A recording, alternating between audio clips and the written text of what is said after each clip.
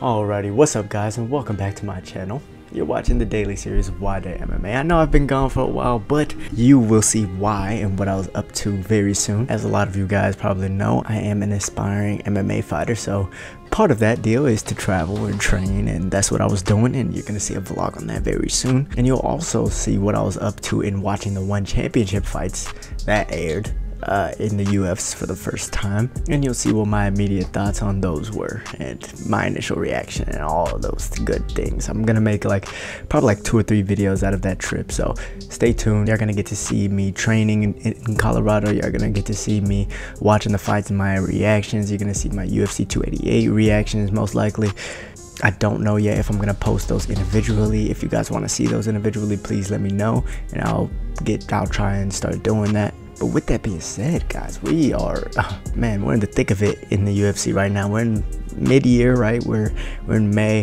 UFC 288 just passed. Aljamain Sterling just beat Henry Cejudo. Big deal. Demetrius Johnson just won his trilogy with Andrade in one championship. Very big deal. And we're going to talk about all of that and more in the rest of this video. But first, go ahead and support your boy. As you can see, I got a little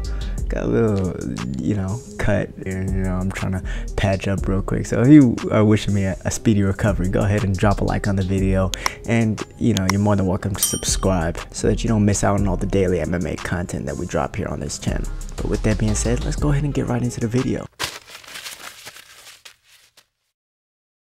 Alright guys, so big takeaways from UFC 288. I'm going to start with the early prelims with Ikram Aliskerov. Guys, I knew that this was coming. I figured that this was coming. If you go and look at my prediction videos, I said that Phil Hawes is probably going to get knocked out. I mean, I don't know if he recovered from his knee injury with Roman Dolidze. I don't know if he recovered from that knockout because it was so brutal, and it was only like 5-6 months ago against Roman Dolidze. I figured that his chin was going to be a little testy, as it usually is, especially because he cuts all that weight to get down to middleweight. But he went against Khamzat's former hardest, toughest opponent, Ikram Aliskerov, Combat Sambo world champion, and he got knocked out. So Ikram Aliskerov, you can see them starting to build him, right? You can kind of see where this is going. I mean, his first fight in the UFC other than the Contender Series, and he gets Phil Hawes. They're trying to build him pretty quick. They're gonna get another Adesanya Pereira deal going, but except it's gonna be Khamzat and Ikram Aliskerov. That's gonna be an extremely fun fight that we get to see in the future one day. However, where does he go next from here? I mean, I wouldn't be surprised to see him fight like a Jack Hermanson or a Chris Curtis, or even like a Kelvin Gastelum next, considering that they already want to push this guy. I mean, he has like what, 15, 16 MMA fights, only 1 loss, Combat Sambo world champion. He has all the experience he needs. So let's go ahead and give him this fast push that the UFC is so willing to give some of these guys.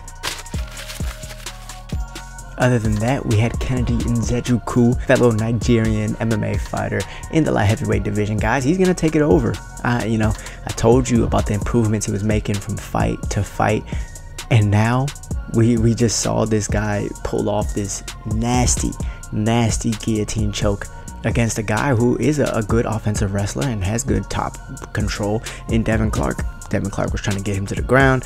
He realized a little bit too late that Nzechukwu's long 83-inch arms were around his neck, and he ended up getting choked out. Guys, the dude has a frame like John Jones. He's what, 6'5", 83-inch reach. It's absolutely ridiculous, and he has all the potential in the world, and he's only getting better.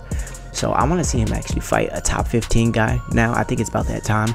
He's had all his time to grow. His only 2 losses was to like Paul Craig, at least in the UFC, was to like Paul Craig, and I forgot who his second loss to, but it was like a decision, and he learned a lot from it, and he's gotten a lot better. So I'd like to see him in the top 15 now. What do you guys think he goes from here?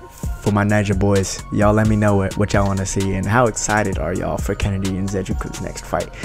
Please let me know. As always guys, I want you to be commenting along this video if you can, or if you have any thoughts, please share them. That's what I do this for. I do this for you guys, and I want to see y'all's thoughts as well as me giving y'all mine.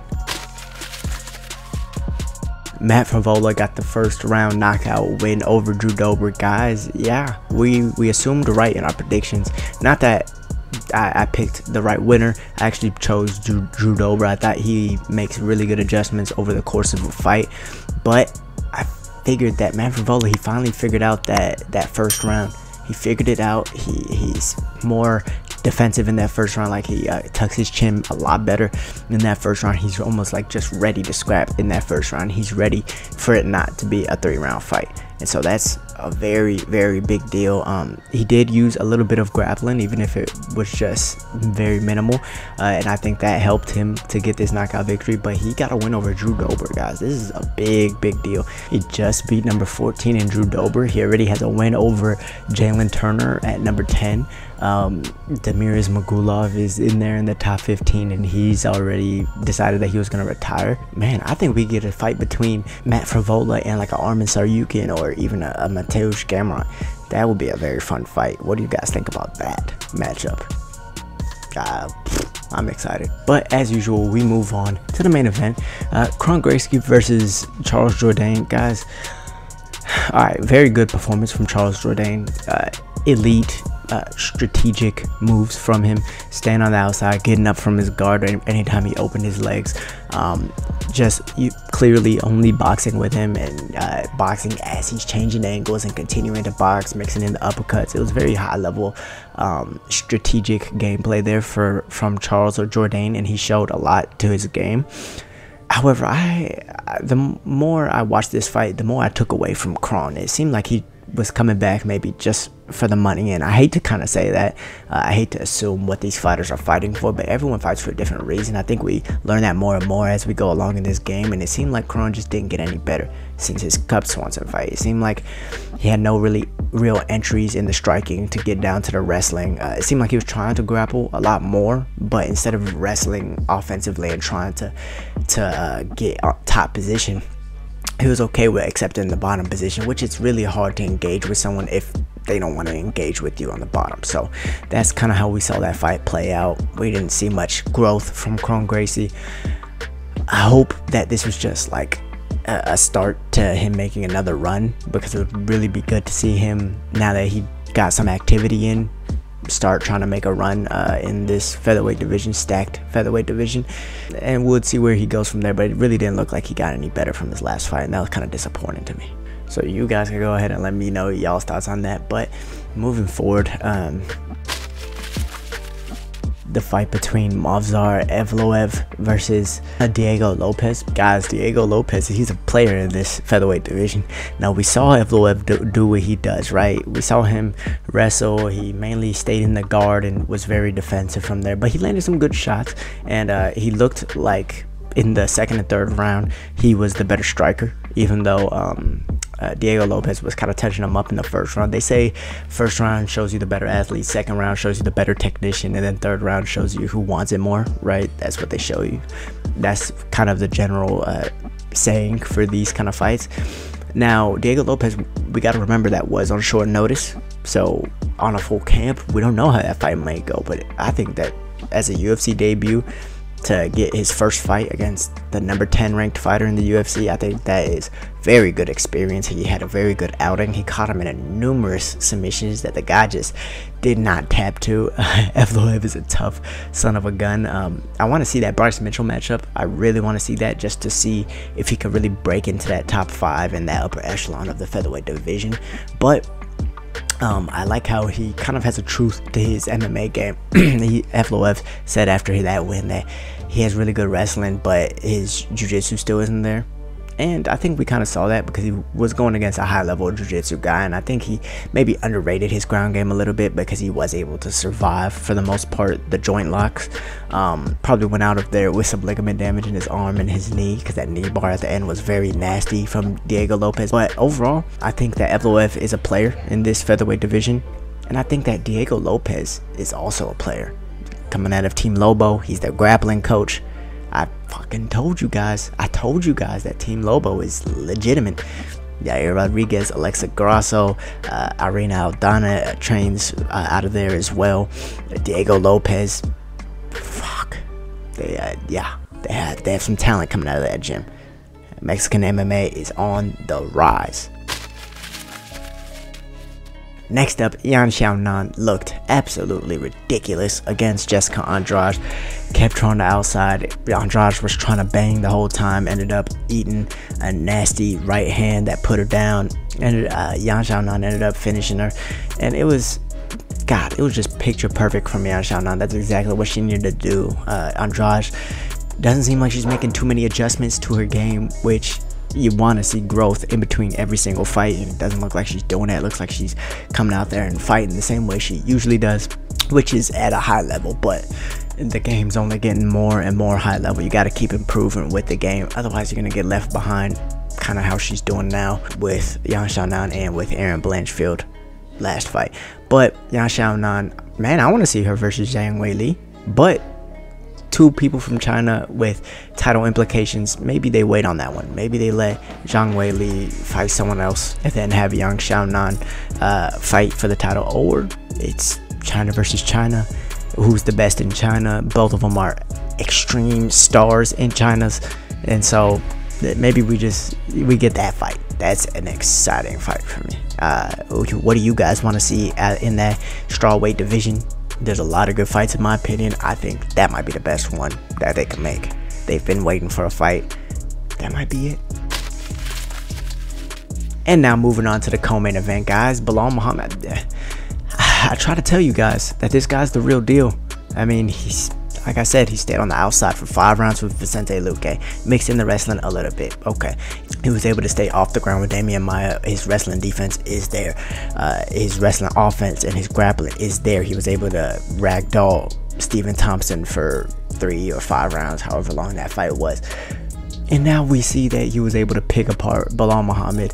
I mean, even though Gilbert Burns did hurt his arm, and that was because of Belal Muhammad, let's not get that twisted. The commentary was kind of acting like it didn't happen in the fight and shit like that. I mean, it happened in the fight. If there was damage beforehand, it's understandable. But from what I saw, Gilbert Burns was throwing that left hand just right in the first round until that collision happened, until it got damaged further, and then he stopped throwing it like 2nd round or 3rd round and on. But Belal Muhammad did very well. He just showed why he's at the top of the division and why he's the upper echelon of the welterweight division. And to be honest, I don't know that I'd pick anyone over him in the title fight. I mean, like I said, he is the absolute real deal. He's fought through Ramadan. He's fought after Ramadan. He's fought with big, bad weight cuts. He's fought for 5 rounds. He's fought for 3. We've seen everything from him. All we got to see is if he can be world champion. That's all we have left to see, in my opinion. What do you guys think? What do y'all take away from Belal Muhammad's fight with Gilbert Burns? As far as Gilbert Burns, I'm not sure where he goes from here. I want to hear some more interviews or something from him. I didn't get to hear too much from him, but I assume that he's probably pretty devastated that he took this risk and it didn't pay off. But we'll see where he's at and where he goes from here. But Belal Muhammad, he's the real deal. And finally, Aljamain Sterling versus Henry Cejudo. He did it. I thought that Aljamain won that fight. I didn't see that it was it was a close fight, don't get me wrong, but I didn't see that Henry Cejudo won it. I just thought that he was a little bit too defensive to win that fight.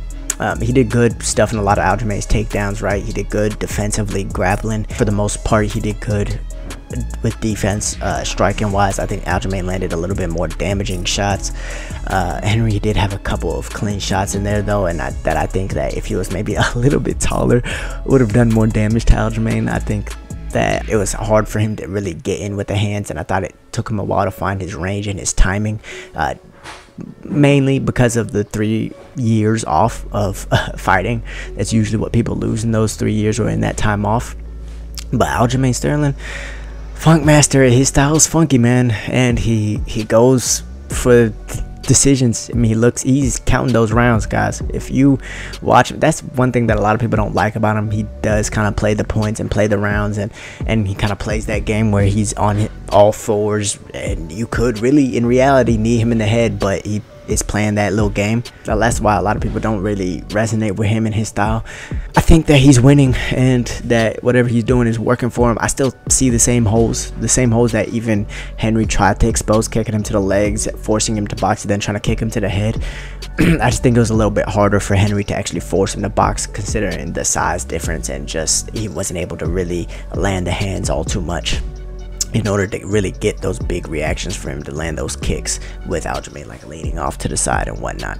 I think that Aljamain's gonna have a much tougher fight with Sean O'Malley, given that Sean O'Malley, I believe, is a better grappler than Henry Cejudo. Not wrestling, but just on the ground grappling. I think that he's a better striker. He's much longer and much bigger than Henry Cejudo. It's gonna be a fun fight between them two. But you know, something I might even be more excited in is maybe even a MERAB Dvalishvili versus Henry Cejudo. He called him out. He called him out. What do we think about this? I mean, I want to see that fight. Wrestling versus wrestling. Can he cancel it out? They got a little bit of beef. You know, everyone. It seems like everyone that Aljamain fights, MERAB wants to fight. I feel like eventually it might become a problem. But I think that is a very exciting fight. I think he could do that relatively quickly. I think he's saying that he wanted to do that in what, July or August or something like that. A quick turnaround. I think that'll be good for his timing and his range management. I think it'll be good to get that activity, get a fight like pretty soon after that last fight with Aljamain. And I think that he knows the mistakes he kind of made with Aljamain. He's going to be chasing a rematch a little bit here. I think if he gets that win over MERAB, they probably will do a rematch because it was such a close fight the first time, because it probably sold a lot of pay-per-views. I would assume that they would do that again. But Aljamain has a tough fight with Sean O'Malley, and excuse me guys, that was disgusting, I know, but excuse me. Yeah, he has a tough fight with Sean O'Malley. We don't know how that one's gonna go, but you know what, the GOAT just fought this weekend. I know we haven't talked about it much. I'm gonna talk about it a little bit more later, but Demetrious Johnson, the greatest of all time, he won against Adriano Moraes. He says show me the money. Other than that, he's gonna retire, probably maybe grapple with Mikey Musumeci and try and go IBJJF and stuff like that. What if he came back to the UFC? I know he's under contract and stuff with one championship, but they let their fighters go sometimes. What if that big money fight isn't in one championship? I know they would pay him, but what if it's in the UFC? What if they brought him back to fight the winner of Aljamain or Sean, or maybe even the winner of Cejudo and MERAB? That would be a very exciting fight. Or maybe Mighty Mouse doesn't come to the UFC. Maybe he's done. Maybe he stays in one championship, and maybe Brandon Moreno and Henry Cejudo fight after MERAB and Cejudo fight. Maybe that's not for a belt, but it's just a grudge match and a fight that needs to happen because they're former friends turn foes. Jorge Masvidal, Colby Covington situation. They do it for a pay-per-view main event, but no belts on the line. Instead, it's just a grudge match and it's marketed as such, and both fighters get pay-per-view points. That would be a hell of a story. What do you guys think about this? Let me know your thoughts in the comments down below. Mighty Mouse coming back. Is he going to be fighting in one championship? Was that his last fight? Man, I'm going to save that for another video. But guys, thank you for watching this video. Thank you for stopping by today. As always, y'all stay safe, stay blessed. Wish me well. Throw a thumbs up. Subscribe so you don't miss any more daily MMA content and in-depth fight analysis. However, with that being said, y'all stay safe, stay blessed. I'm out. Peace.